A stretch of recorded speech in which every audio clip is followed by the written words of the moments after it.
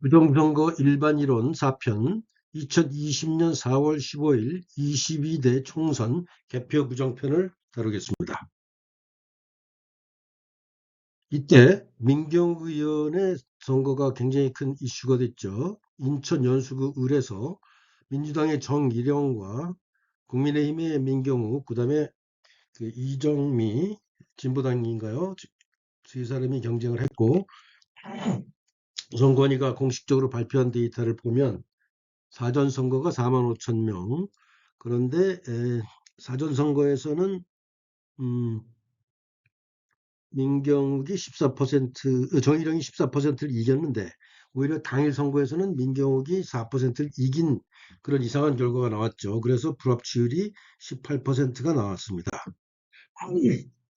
이것을 그래프로 그려보면 왼쪽에 프리보팅 사전선거에서 정일영이 과도하게 높게 나오는 걸 볼 수 있고, 이정민은 약간 낮게 나오죠. 자, 그래서 여기서 조작 상수를 A 값을 5표마다 한 표의 가짜표를 넣은 것으로 16.7%를 적용했더니 불합치율이 마이너스 0.5%로 크게 줄었습니다. 이렇게 계산하면 가짜표가 7,636표로 되는 거고요. 이것을 그래프로 그려보면 정일영과 민경욱, 이정미까지 다 사전 투표와 당일 투표가 모양이 거의 똑같습니다. 불합치율이 마이너스 0.5%밖에 되지 않고요. 이게 굉장히 합리적인 결과죠. 특히 여기서 특기할 만한 것은 정의당의 이정미 후보가 가짜표를 투입하지 않았다는 증거가 여기서 나타나는데요.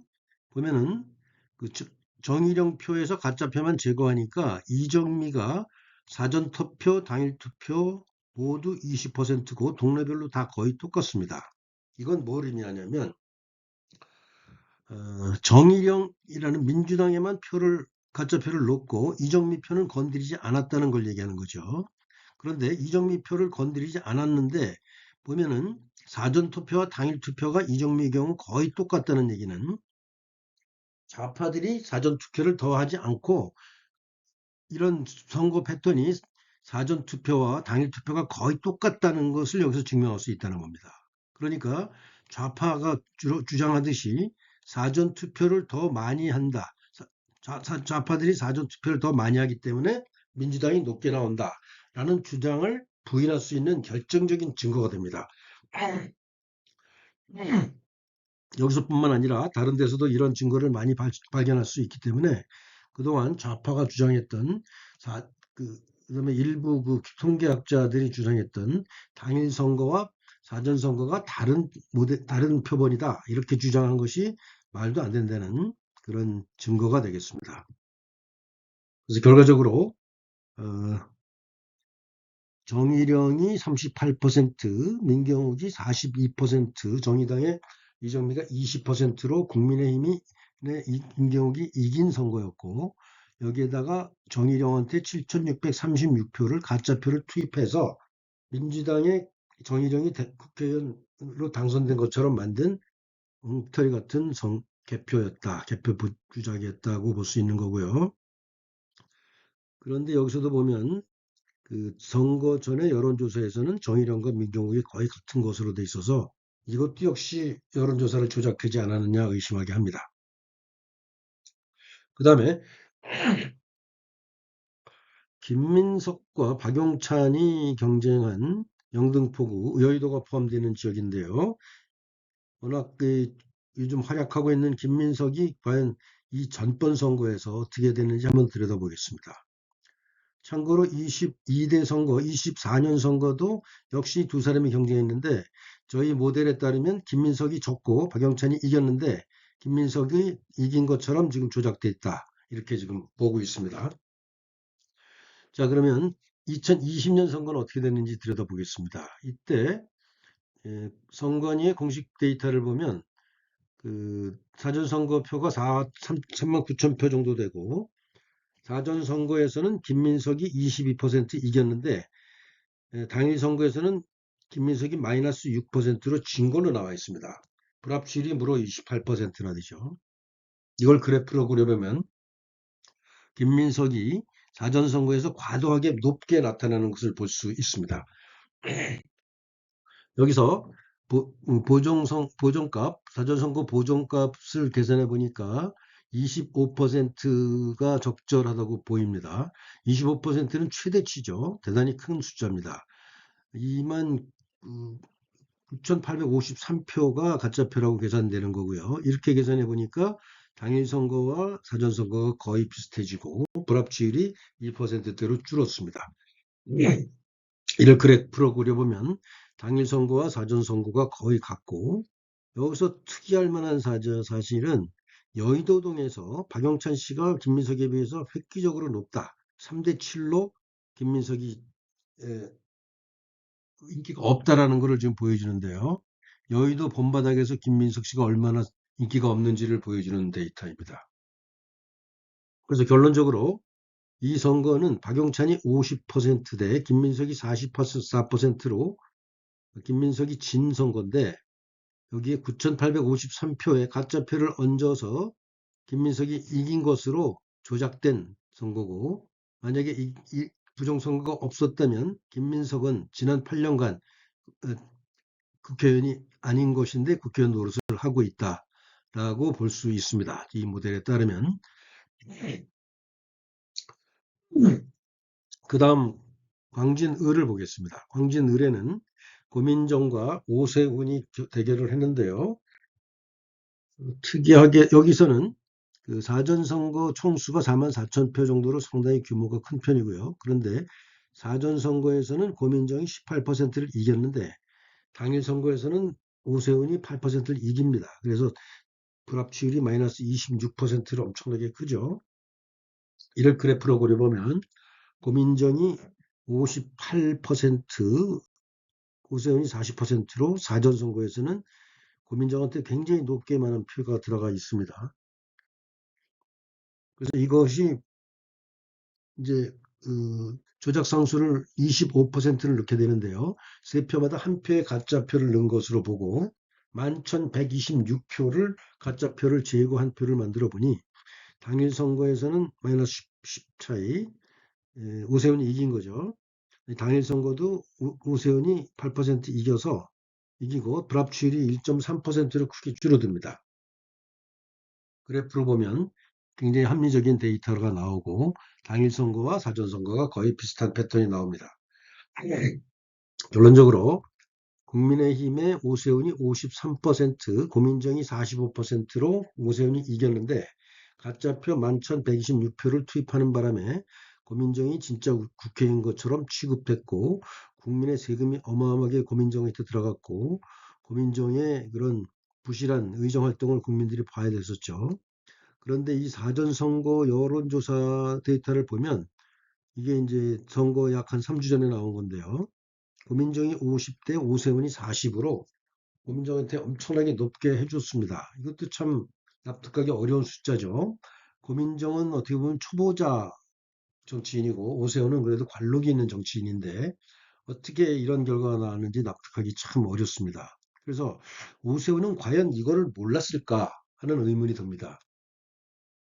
몰랐다면 진짜 바보 멍청이 같은 사람이고, 만약에 알았는데 뭔가 이 거대한 집단에 잘 보이기 위해서 이것을 묵인했다면 참 비겁한 자죠. 그러면 정치인으로서 자격이 전혀 없는 자라고 생각할 수 있습니다. 근데 어쨌든 이것을 묵인한 덕분에 어쩌면 그 2년 후에 그 거대한 부정선거 세력이 오세훈을 서울시장으로 시켜줬는지도 모르겠고, 그래서 오세훈은 이 부정선거 세력과 야합한 한편이라고도 의심받을 수 있는 사람입니다. 다음 편 보겠습니다. 동작구에 이수진과 나경원이 경쟁했는데 여기도 참 이상한 현상이 나타났죠. 이수진은 진짜 말도 이상하게 하는 초보자 판사 출신이고 나경원은 대단한 관록이 있는 사람인데 여론조사에서 45대 41로 이상하게 이수진이 높게 나왔어요. 그리고 선관위가 발표한 공식 데이터를 보면 사전선거표가 49,000, 5만 표쯤 돼서 굉장히 큰데 사전선거에서는 그 이수진이 23%를 이기고 당일 선거에서는 나경원이 4%를 이기는 해괴한 결과가 나옵니다. 이걸 그래프로 그려도 도저히 존재하기 어려운 그런 그래프가 나와서 이수진이 사전선거에서 획기적으로 높게 나오고 불합치율이 마이너스 27%나 됩니다. 그래서 여기도 조작상수를 적용해 보니 25%일 경우에 불합치율이 가장 줄어들었고요. 그래서 12,432표의 가짜표를 투입한 것으로 보고 계산을 해본 그래프가 여기에 나옵니다. 이 그래프를 그려보면 어, 가짜표를 제거하고 나니까 사전선거나 당일선거 모두 약 50대 47로 나경원이 이긴 것으로 나옵니다. 그래서 결론적으로 국민의힘의 나경원이 50%대 이수진이 47%로 나경원이 이겼는데 여기에 가짜표 12,432표를 투입하는 바람에 이수진이 가짜 국회의원 노릇을 했다라고 보는 것이 타당하다고 생각합니다. 이 모델에 따르면. 그리고 이 사전 여론조사도 조작됐을 가능성이 높다라는 생각이 드는데 이 거대한 이것을 조작하는 세력이 이수진한테 뭔가 잘해주려고 엄청난 노력을 했다라는 생각이 들고요.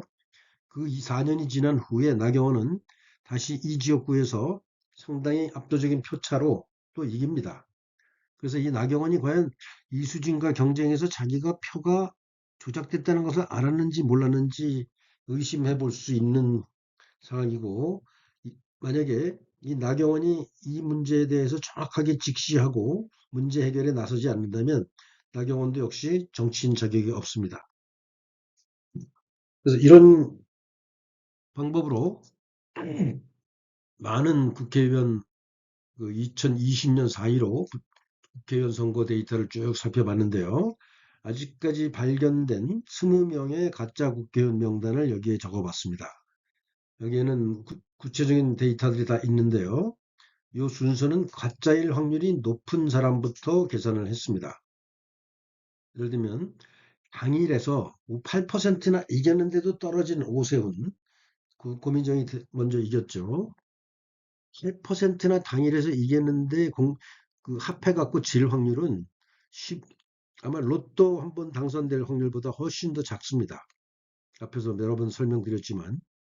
그 다음에 그 성남 분당을에 김민수가 진짠데 김병옥을 당선시켰고, 서울 중구 성동을에 지상욱이 진짠데 박성준을 당선시켰고, 그다음에 서울 강동 갑에 이수희가 진짠데 진선미 같은 덜 떨어진 사람을 당선시켰고, 용인 병에 이상일이 진짠데 정춘숙 같이 이상한 사람을 당선시켰고, 영등포구 을에 박영찬이 진짠데 진짜 해괴한 행동을 하는 김민석을 당선시켰고, 동작구 을에 나경원이 진짠데 초보자 이수진을 당선시켰고, 대전 중구에서 이은권이 진짠데 황운하 같은 진짜 행동이 이상한 사람을 당선시켰고, 대전 동구에 이장우가 진짠데 장철민을 당선시켰고, 양산 을에 나동현이 진짠데 김두관을 당선시켰고, 부산 북구 북갑에 박민식이 진짠데 전재수를 당선시켰고, 남양주 병에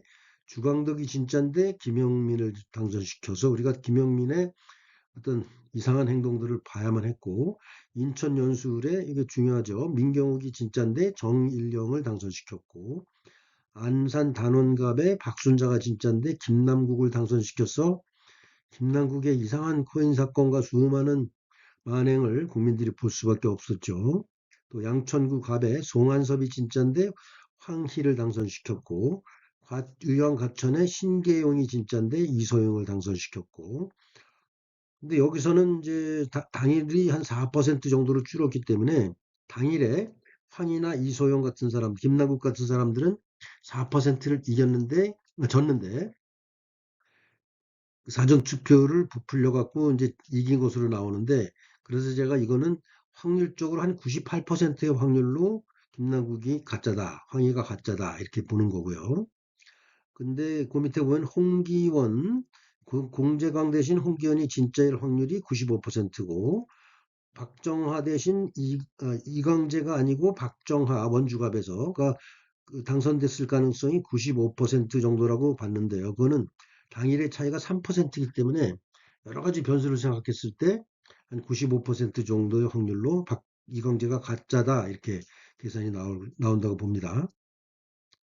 근데 경기도 안성갑에 이규민을 당선시켰는데 김학용이 이제 떨어지고 여기도 2.5% 단일 차이가 있기 때문에 확률적으로 약 90% 정도 확률로 이규민이 가짜다고 봅니다. 그다음에 송파구 병에 남인순이 당선됐다고 보고 발표했고 김근식이 떨어졌다고 발표했는데 당일의 차이가 0.6%입니다.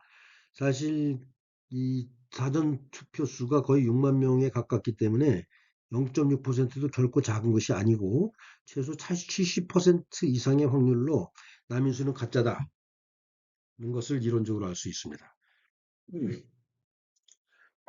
그래서 그 말썽 많았던 2020년 4.15 선거에서 우리가 민경욱 후보와 나경원 후보가 진짜였다고 보고 그다음에 이 김남국 후보를 우리가 안 봐도 되는 사람이 국회에서 활동했고 박성준도 성동구에서 활동했는데 훌륭한 사람들이 많이 오히려 떨어졌다는 걸 볼 수 있죠. 영등포에서 김민석 얼굴을 안 봤으면 좋은 사람들이 많았는데 박영찬은 활동을 못했고 오세훈도 국회의원을 못했죠. 그다음에 진선미 같이 진상 부리는 사람 대신 이수희를 보길 원하는 사람이 진짜 많았고 이광재도 떨어졌을 가능성이 높았고 박정환이라는 인물은 진짜 억울했을 것입니다. 여기서 도대체 떨어진 사람들의 운명도 굉장히 많이 바뀌었지만 이런 부정선거 때문에 국가의 운명도 굉장히 많이 바뀌었고 민생도 많이 바뀌었고 그들이 만든 법 때문에 수많은 피해자들도 생겼고 문제가 많이 생겼다는 걸 생각하면 엄청난 사건이었다고 우리가 재평가해 볼 필요가 있습니다. 자, 그래서 이 4.15 총선 직후부터 굉장히 많은 논란이 일어나기 시작했고, 제가 분석한 바로는 4.15 총선 때부터 대규모 부정선거가 있습니다. 실제로는 2014년 정도부터 이 패턴으로 이제 부정선거가 일어나기 시작했는데, 그 전까지는 비교적 조금 조작하다가 2020년 4.15부터 대규모 조작을 합니다. 예를 들면 이 사전 투표의 25%를 가짜로 넣은 것이 굉장히 많습니다. 그래서 처음에 이 문제를 본격적으로 문제 제기한 분이 민경욱 의원인데요. 인천이죠. 이분이 처음에 이제 문제 제기할 때 그 더불어민주당과 미래통합당이 사전 투표에서 이상하게 63대 36이라는 숫자가 나오고 경기도에서도 63대 36, 그다음에 인천에서도 63대 36이라는 이상한 숫자가 나온다. 그래갖고 이런 일이 일어날 확률은 지극히 적기 때문에 부정선거다. 이렇게 주장을 했습니다. 근데 이렇게 나온 이유는 물론 더불어민주당에다가 사전투표에서 가짜표를 많이 투입됐기 때문에 이런 결과가 나왔지만 실제로 63대 36이라는 숫자가 일관되게 나오진 않습니다. 그래서 선관위에서 이거를 이제 반박을 했고 이 논리만 가지고는 부정선거의 정황 증거는 될 수 있지만 이 메커니즘을 정확히는 설명할 수 없어서 나중에는 이제 약간 뭐랄까 설득력이 떨어지는 주장이 되었다고도 저는 평가합니다. 그다음에 최근에도 보면 그 2024년에 4월 10일 날 그래 그 이번 선거죠. 22대 선거의 개표 조작한 데이터를 이렇게 자세히 발표합니다. 그리고 이렇게 유튜브에서 발표하죠. 유튜브 내용이 굉장히 조회수가 많았는데 특이한 것은 민경우 의원이 이런 식으로 가짜 국회의원 표를 이렇게 공개적으로 발표하고 수십만 명이 이것을 봤음에도 불구하고 여기에 나와 있는 고민정이나 김민석이나 이인영, 이현주, 전현희 이런 사람들을 다 가짜라고 주장했는데 이 사람들이 전혀 반박을 하지 않고 명예훼손으로 걸질 않습니다. 이거는 그들이 스스로 자기들이 가짜라는 것을 인정하는 꼴이 아닌가 이렇게 생각하는데요. 실제로 국회의원을 가짜라고 공개적으로 주장하면 이거는 엄청난 명예훼손이고 당연히 감옥에 갈 수 있는 범죄 행위인데도 불구하고 거의 50명이 넘는 국회의원들을 가짜라고 주장했음에도 불구하고 아무도 이것에 대해서 소송을 걸지 않고 있습니다. 이것이야말로 부정선거의 결정적인 증거라고 할 수 있겠습니다. 그 다음에 이제 공병호 박사라는 분이 굉장히 이 분야에서 노력을 많이 했는데요. 2020년 4월 15일 선거 직후부터 이 부정선거 문제를 본격적으로 다루기 시작했고, 이분은 미국의 라이스 대학에서 경제학 공부를 하신 분이고, 자유경제원의 원장까지 하신 이 숫자에 굉장히 밝은 경제학자십니다. 그리고 책을 거의 수십 권을 쓰신 아주 엘리트 지성인인데, 이분이 도둑놈들이라는 책을 무려 5권이나 써갖고 부정선거 문제를 아주 자세히 연구를 했고, 이분이 주장한 거는 대표적으로 그 사전선거에서 어, 민주당은 한 10% 가까이 항상 유리한데 국힘당은 보수당은 굉장히 다 불리한데 이것이 거의 모든 동네에서 똑같이 발생하는 것은 거의 불가능하다. 동전을 수백 개를 던져서 한 면만 나올 확률처럼 불가능한 일이 너무나 많이 일어났기 때문에 이건 부정선거다. 이런 주장을 하셨고 그 정의당의 심상정 같은 경우는 거기도 역시 좌파인데 사전선거와 당일선거가 거의 차이가 없다라는 것을 하나의 증거 자료로 보면서 사전선거에서 좌파가 더 많이 투표한다라는 논리를 깨고 이분은 거의 매일같이 지난 4년 반 동안 이 문제를 크게 다뤘고 상당히 핍박을 받아서 현재는 아마 미국에서 활동하고 있는 것으로 추측되고 있습니다. 여기도 역시 선관위가 주도한 부정선거를 지금 4년 반째 거의 매일같이 주장을 하고 책도 5권이나 썼는데 선관위도 그렇고 국회의원도 절대로 공병호 박사를 지금 고소하지 못하고 있다는 것이 이 공병호 박사의 주장이 맞다는 증거라고 생각합니다. 그 다음에 또 부정선거 문제에 굉장히 활약을 하는 분이 김미영이라는 분인데요. 전환기 정의연구원 원장이시고 이분은 서울대학교를 졸업하셨고 어떤 법학도 아주 능통하신 분이고 그런데 이분이 그다음에 이제 북한 문제를 상당히 열심히 연구하신 분인데 여기 부천립 투표지의 비밀이라는 어떤 것과 그다음에 이상한 투표지가 많이 나왔다는 얘기죠. 그다음에 4.15 부정선거의 전말 보고서에 해커의 지문이라는 책을 발간합니다. 그래서 디지털 게리맨더링이라는 가설을 제시하고 그것을 분석하는 과정에서 팔로우 더 파티라고 하는 공산당의 슬로건을 중국인 해커가 이스터 에그라고 코드에다가 심어놨다. 이런 주장을 해갖고 상당히 어, 강력한 주장을 해서 호응을 받았는데요. 여기는 로이 킴이라는 분이 그 해커죠. 전산 전문가가 이것을 작업을 한 것으로 되어 있습니다. 그래서 이분도 지난 4년 반 동안 굉장히 적극적으로 부정선거 문제 활동을 했고요. 특히 맹주성 교수라는 분, 이분이 아마 공대 교수님이시고 이분이 부정선거 문제에 대해서 이론적으로 아주 탄탄한 이과 쪽 교수님으로 알고 있는데요. 서포트를 해서 김미영 씨와 꾸준하게 활동해온 분입니다. 그 다음에 이제 부정선거의 전쟁 선포식을 하신 분이 황교안 전 총리시고 이분은 공안검사 출신이고 서울법대 출신이죠. 그리고 박근혜 정부 때 대통령 대리 역할까지 하셨던 굉장히 중요한 정치인이고 지난번 대선에 본인이 후보로 출마했던 분이신데 이분이 2020년 4월이 아니라 한 6개월 정도 후부터 본격적으로 이 부정선거 문제를 인식하고 적극적으로 활동을 시작했으며 특히 부정선거 관련해 갖고 약 한 120건 정도가 130건 정도의 그 소송에 적극적으로 참여하셔가지고 일장기 투표지가 몇천 장씩 나오는 현장, 그다음에 빳빳한 투표지가 수없이 나오는 현장, 이상하게 인쇄된 것을 보면서 확신을 가지고 활동을 꾸준히 하셨고 대통령 선거 유세장에서도 TV 토론에 나와서 이 부정선거에 관한 티켓을 들고 적극적으로 개진하셨던 굉장한 용기를 가진 지성인입니다. 이분 활동도 굉장히 괄목할 만하고요. 그 다음에 또 아주 훌륭한 젊은이가 있는데 박주현 변호사 아마 40대 변호사라고 생각되는데 청와대 특별감찰관실에도 있었고 거제도 출신 서울대 법대 출신입니다.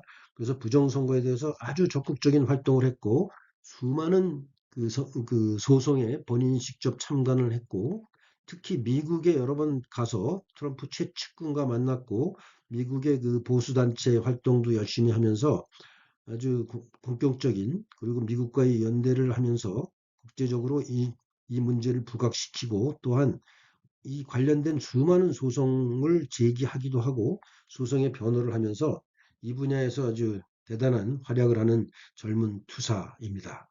앞으로 이 문제가 해결되면 이 박주현 변호사는 국가를 위해서 큰 일을 하게 될 뿐이라고 저는 추측합니다. 또 한 분이 그 허병기 교수라는 분이 계신데요. 인하대학교, 이분도 공대 출신이신데, 이분은 부정선거 의혹 통계학 공리를 이용해서 본인이 평소 하시던 공학적인 이론을 가지고 그 책을, 굉장히 두꺼운 책을 쓰신 걸로 알고 있는데요. 이분도 역시 부정선거에 대한 확고한 의지를 갖고 계신 분입니다. 그다음에 또 활약을 하신 분이 장재원 박사라는 분인데요. 이분은 육사 34기고 미 해대본 컴퓨터 사이언스 석사고 오레곤 주립대에서 컴퓨터 사이언스로 박사를 받으신 분인데, 이분도 부정선거가 있었다는 것에 대해서 확신을 하고 서버를 까야 된다 그래갖고 이 선관위의 그 5명의 전산 요원들을 고발을 했고, 물론 그 판사들이 다 기각했고 검사나 경찰들도 굉장히 오랫동안 조사했습니다만 다 기각시켰는데, 어쨌든 그 안양과 과천과 서울에서, 서울 용산 근처에서 그 거리에서 굉장히 오랫동안 부정선거 그 규명 운동을 해오신 분이고 수사를 촉구하신 분입니다. 아주 훌륭하신 분이죠. 이분은 본격적인 그 컴퓨터 사이언스 그 지식을 바탕으로 아주 신념을 가지고 활동하고 있는 대단하신 분입니다. 이분이 자기 스스로 그 컴퓨터 데이터를 분석해서 이재명, 추미애, 박찬대 같은 48명의 가짜 국회의원 명단을 이렇게 발표를 했고, 이것을 플래카드로 만들어서 거리에다도 많이 그 붙여놨던 걸로 알고 있습니다. 근데 그 외에도 이인영, 김민석 같은 사람들도 다 가짜다. 여기 48명의 명단을 이렇게 길거리에다 붙여놨음에도 불구하고 누구도 이 장재원 박사를 명예훼손으로 고발하지 않고 있는 것도 이 사람들이 진짜 가짜고 부정선거가 확실히 있다라는 증거라고 할 수 있습니다. 그 다음에 바실리아 조슈아라는 분이 있는데요. 이분도 2020년 4월부터 굉장히 많은 노력을 했고, 이분은 컴퓨터 소프트웨어를 굉장히 잘 만지고 하드웨어도 잘 다루는 사람인데, 젊은 분이 그 시골에서 활동을 하다가 이 일로 인해서 굉장히 어려운 일을 가족에게 당한 것으로 알고 있습니다. 이분도 굉장히 여러 가지 방법으로 부정선거를 규명하기 위해서 엄청난 노력을 하면서 개인적으로 상당히 피해를 봤던 사람입니다. 이분은 약 1000표 중에서 20%를 더불어민주당이 가져갔다라는 주장을 했는데, 이것도 역시 앞에서 설명한 데이터와 거의 비슷합니다. 그 다음에 또 활약하시는 분이 시골 촌부라는 분이 계신데, 이분은 실명은 공개하지 않고 있고 얼굴도 공개하지 않지만 개표 상황표라고 하는 것을 전국에서 수많은 선관위 사무실에다가 정보 공개 청구를 해서 이 개표 상황표를 받고, 개표 상황표에서 발생한 수많은 문제에 대해서 엄청난 그 엑셀 작업을 통해서 데이터 분석하신 분이고, 이분도 참으로 많은 노력을 하셔서 이 부정선거의 현상에 대해서 상당히 잘 파악을 하게 하신 중요한 인물입니다. 또 이제 직접 분석을 하진 않으셨지만 이 김경재라는 분은 아주 굉장히 중요하신 원로시죠.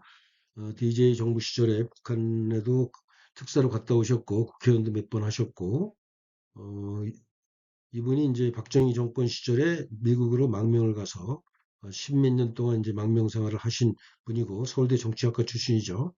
그리고 이분이 이제 쓴 그 김영욱 해고록이라는 책이 국내에서 수백만 권이 팔린 대단한 베스트셀러고, 지금 원로 정치인으로서 그 상당히 국가의 리더로 그 원로로 대접받는 분인데, 이분이 이제 유튜브에서 반복적으로 부정선거에 대한 그 강조를 해 오셨고, 부정선거를 폭로하고 문제를 해결하도록 윤석열 대통령한테 끊임없이 그 독려해 오신 역할을 해 오신 분입니다.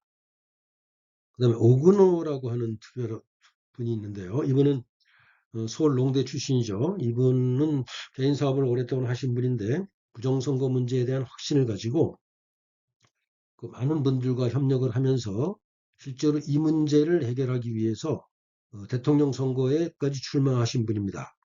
그래서 선거를 국민에게, 자유를 국민에게, 선관위 개혁, 부정선거 단죄라고 하는 그런 슬로건으로 8번, 기호 8번으로 그 대통령 선거에 출마를 해서 부정선거 문제를 부각시키려는 엄청난 노력을 하신 분입니다.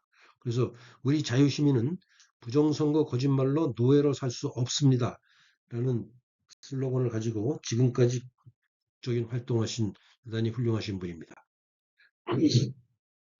근데 저는 여기서 이 수많은 분들이 4년 반 동안 엄청난 노력을 했고 그 근거 자료를 확실히 제시했음에도 불구하고 왜 국민들 다수가 이거를 인식하지 못했을까 하는 의문이 좀 들었습니다. 그렇게 된 여러 가지 이유가 있겠습니다만 그 대다수의 국회의원들 거의 100%에 가까운 국회의원들이 당사자임에도 불구하고 피해자이기도 하고 뭐 국민의힘 쪽에서는 피해자가 많고 민주당 쪽에서는 그로 인해서 당사된 가짜가 있다는 것을 비난을 받음에도 불구하고 국회의원들 스스로가 이 부정선거가 있다고 인정한 사람이 한 명도 없습니다. 대표적으로 그런 부정선거론자를 비난한 이준석 같은 자도 있고 하태경 같은 자도 있는데 어쨌든 대부분은 침묵하고 있기 때문에 국민들이 부정선거에 대한 인식을 하기 어려웠다는 것이 하나 있고요. 두 번째는 조중동, JTBC, KBS, MBC, SBS에서 이 부정선거 문제를 전혀 본격적으로 다루지 않고 분석을 거의 하지 않았습니다. 오히려 은폐하려고 노력을 했다는 점이 이 부정선거를 문제를 부각시키기 어려운 그런 점이 있고요. 또한 대표적인 것이 이 수많은 선거 부정 재판이 있었습니다. 최소 100건 이상 돼 있었는데 여기에서 수많은 가짜 표와 문제가 제기됐음에도 불구하고 이 대법원 판사들이 이거를 다 기각시켜 버림으로써 국민들은 대법원 판사가 부정한 것이 어떻게 그걸 부정선거가 있었다고 얘기할 수 있느냐 이런 논리로 사람들이 참 부정선거에 대한 인식을 하기 어렵게 만들었습니다만 이번에 윤석열 대통령이 계엄을 한 핵심적인 목적이 이 부정선거 문제를 해결하기 위한 것이고 국방장관도 그 과천청사를 그, 그 계엄군을 투입한 이유가 바로 부정선거 문제에 대한 증거를 찾기 위해서였다. 이렇게 됨으로써 최근에 본격적으로 이 부정선거 문제를 인식하고 부정선거에 대한 확신을 갖고 있는 인구가 급격하게 늘어나고 있다는 것은 굉장히 고무적인 일이라고 생각합니다. 그런데 여기에서 저는 또 하나 원인으로 이 부정선거에 대한 정확한 메커니즘을 설명하지 못했 것 점도 있지 않느냐라는 생각에서 저는 개인적으로 이 부정선거 메커니즘을 아주 정확한 과학적인 단순한 그 메커니즘을 설명함으로써 이 부정선거 문제에 대한 인식을 많은 사람들이 정확하게 하고 문제 해결에 더 다가갈 수 있도록 한다라는 목적으로 이런 그 연구 작업을 했고 이 자료를 만들고 있는 중입니다. 그래서 제가 여기 지동설과 천동설을 제가 이제 비교해 봤는데요. 제가 이런 말씀을 드리는 이유는 그동안 수많은 사람들이 그 부정선거 문제를 설명을 했습니다. 그래서 근데 약간 제가 보기에 지동설처럼 아니, 천동설처럼 복잡하게 설명했다. 이런 생각을 제가 비유적으로 말씀드리는 겁니다. 수많은 사람들이 팔로우 더 파티가 있고 뭐 36대 63도 있고 그다음에 뭐 우편 투표가 문제가 있고 이런 말을 좀 많이 했는데 수많은 방법으로 얘기했을 때는 이게 부정선거가 있었다라는 확실한 증거는 되지만 이게 어떤 방법으로 부정선거를 했다는 거에 대한 통일된 이론이나 통일된 메커니즘을 정확히 설명하는 이론이 부족했습니다. 그런데 천동설 경우도 오른쪽 표에서 보듯이 수많은 행성과 항성들을 예측하는 것은 인류가 수천 년 전부터 해왔습니다.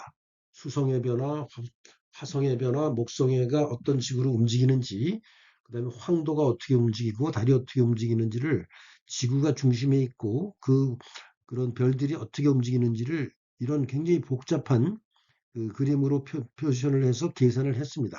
심지어는 천문학이나 수학이 크게 발달하지 않았던 조선에서도 이런 계산법을 이용해서 그 일식이나 월식을 예측할 수 있을 정도로 이 천동설도 대단히 그 복잡하지만 뛰어난 학문적인 성과가 있는 겁니다. 그래서 이런 방법으로 지구를 중심으로 다른 행성이 돈다. 다른 행성과 항성이 돈다라는 그 이론에 의해서도 설명이 가능합니다. 그래서 지구를 중심으로 화성, 목성, 해, 달 이런 것이 돌아간다라는 것이 이제 천동설인데요. 제가 이제 이 말을 정하게 하는 이유는 36대 63 Follow the Party 투표지 분류기 문제, 개표 결과표 작성 오류 문제, 우편 투표 문제 이런 것이 부정선거의 증거는 될 수 있지만 이걸 가지고 아주 쉽고 아주 단순하게 그 부정선거를 설명하기는 어렵다는 느낌이 들었습니다. 그래서 제가 나름대로 이 부정선거 문제를 극복하는데 기여한다고 생각하는 것은 아주 단순한 모델로 이 수많은 선거를 하나의 공식으로 설명할 수 있기 때문이다. 이런 뭐 주장을 한번 해보고 싶은 겁니다. 그래서 그동안 많은 사람들이 천동설을 믿었지만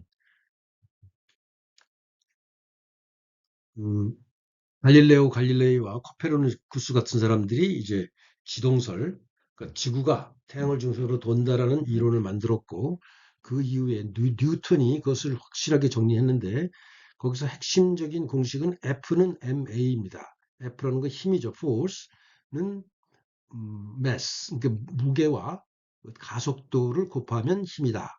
이게 이제 그 가속도의 법칙, 질량의 법칙이죠. 그러니까 힘의 법칙인데 바로 이 법칙을 이제 약간 유도해 갖고 만유 인력의 법칙을 계산해 냅니다. 그래서 만유 인력이란 물질과 두 물질 사이에서는 서로 끌어다니는 힘이 있는데 그 힘은 M1 그러니까 하나의 무게와 M2 두 번째 무게와를 곱하고 거기다가 상수 G를 곱한 다음에 거리를 자성한 것을 나누면 그것이 바로 중력이다.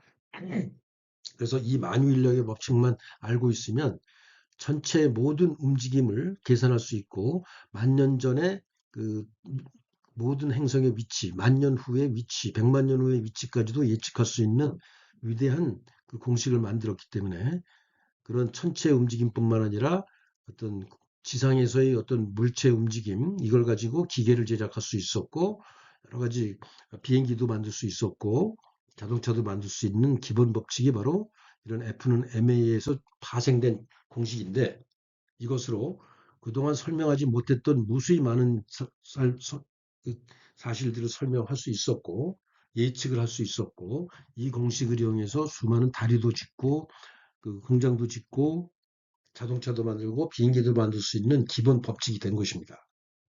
그래서 저는 제가 그동안 설명했던 모델 X는 XP 플러스 YP에다 상수를 곱한 것 이거는 알고 보면 굉장히 단순합니다. 전체 사전수응고 표에다가 A라고 하는 상수 0.25%도 되고 20%도 되고 10%도 되는데 그것을 그만큼 더해진 거니까 그거를 빼면 그 공식 발표한 민주당의 표에다가 가짜 표를 빼면 진짜 표가 나오고 진짜 민주당 표가 나오고 그러면 진짜 민주당 표와 그 사전 선거에서 좌편이죠. 그 보수당 표의 차이를 계산해 보면 그것이 당일 투표의 민주당 표와 그 보수당 표의 차이와 거의 비슷하다. 그리고 그 차이는 확률 분포에 따라서 크게 벗어날 수 없다라고 하는 아주 쉬운 모델을 통해서 과거에 있었던 모든 선거들, 지방선거나 국회의원 선거나 대통령 선거나 교육감 선거, 모든 선거를 바로 이 단일한 하나의 공식으로 설명했다라는 점에서 상당히 기여를 하고 있다라는 생각을 하는 겁니다. 그래서 이 표를 제가 반복적으로 보여드리는 이 표를 확실하게 이해를 한다면 그다음에 이렇게 비슷한 정도를 얼마까지 벗어날 수 있는가, 신뢰 구간별로 오차의 범위가 얼마나 되는가에 대한 인식을 정확히 한다면 이 부정선거 문제를 본인도 확실하게 이해하고 남들에게도 잘 설명할 수 있고, 그다음에 이거를 정확하게 인식함으로써 사소하고 그 큰 변수가 안 되는 문제를 떨어버리고 중심을 확실히 잡음으로써 앞으로 선거에서 문제를 확실히 해결할 수 있는 단초까지 만들 수 있다. 그런 점에서 저는 거의 그 천동설과 지동설로 비교했습니다만 만유 인력의 법칙처럼 어떤 일반 법칙이다. 부정선거의 일반 법칙이라는 이름을 정한 것입니다. 그래서 이 법칙에 따르려면 사전에 여론조사를 통해서 조작 상수를 결정하는 거대한 조직이 있고, 여론조사를 통해서 조작하고, 그다음에 전산 알고리즘을 아주 쉽게 조작하고, 그다음에 사전선거 끝나면 가짜표를 인쇄해서 투입했다. 라는 아주 단순한 메커니즘에 대한 인식을 우리가 그 부정선거하는 사람들이 공유한다면 대단히 큰 힘을 얻을 수 있다. 이런 생각을 전달하고자 하는 것입니다. 그래서 부정선거 일반이론 4편 21대 국회 총선 개표 부정편을 마치겠습니다. 경청해 주셔서 감사합니다.